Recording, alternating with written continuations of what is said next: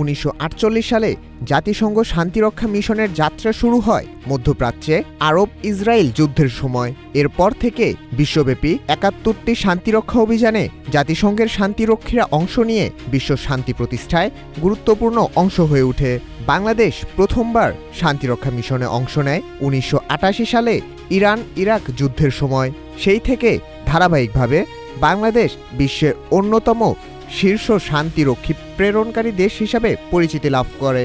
জাতিসংঘের শান্তিরক্ষা মিশনে বাংলাদেশি সৈন্যদের বীরত্ব ও সফলতা আন্তর্জাতিক অঙ্গনে বাংলাদেশের ভাবমূর্তি উজ্জ্বল করে তুলেছে, যার কৃতজ্ঞতা স্বরূপ উত্তর আফ্রিকার দেশ সিয়েরা লিওন বাংলাকে তাদের দ্বিতীয় রাষ্ট্রভাষা হিসাবে স্বীকৃতি দেয়।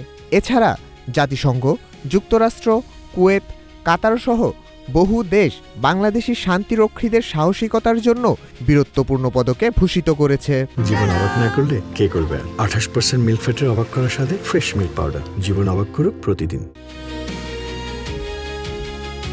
তবে এই গৌরবের সাথে রয়েছে আত্মত্যাগের এক করুণ ইতিহাসও। জাতিসংঘের বিভিন্ন শান্তিরক্ষা অভিযানে অংশ নিয়ে এখনও পর্যন্ত বাংলাদেশের ১৬৮ জন শান্তিরক্ষী জীবন দিয়েছেন এবং আহত হয়েছেন অন্তত ২৫৭ জন। এদের মধ্যে ১৩১ জন বাংলাদেশ সেনাবাহিনীর, ৪ জন বাংলাদেশ নৌবাহিনীর, ৯ জন বাংলাদেশ বিমান বাহিনীর এবং ২৪ জন বাংলাদেশ পুলিশের সদস্য ছিলেন। ১৯৮৯ সালে নামিবিয়ার UNTAG মিশনে বাংলাদেশ বাহিনীর commander lieutenant colonel Mohammad Faizul Karim মারা যান। তিনি ছিলেন শান্তিরক্ষা মিশনে অংশগ্রহণকারী প্রথম বাংলাদেশি অফিসার, যিনি বিদেশে দায়িত্ব পালনকালে নিহত হন।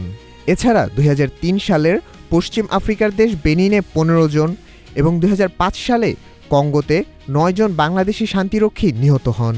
সর্বশেষ গত ১৩ই ডিসেম্বর শনিবারে সুদানের আবেই এলাকায় এক ড্রোন হামলায় ৬ জন বাংলাদেশি শান্তিরক্ষী নিহত হন।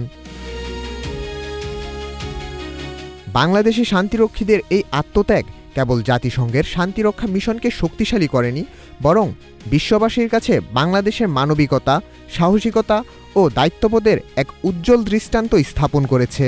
প্রতিটি শহীদ শান্তিরক্ষীর রক্তে লেখা এই ইতিহাস আমাদের মনে করিয়ে দেয়, শান্তি প্রতিষ্ঠার পথ কখনো সহজ নয়, তবে বাংলাদেশ সবসময় সেই পথের অগ্রদূত। ইয়াকুব আলী মোল্লা, নাগরিক প্রতিদিন।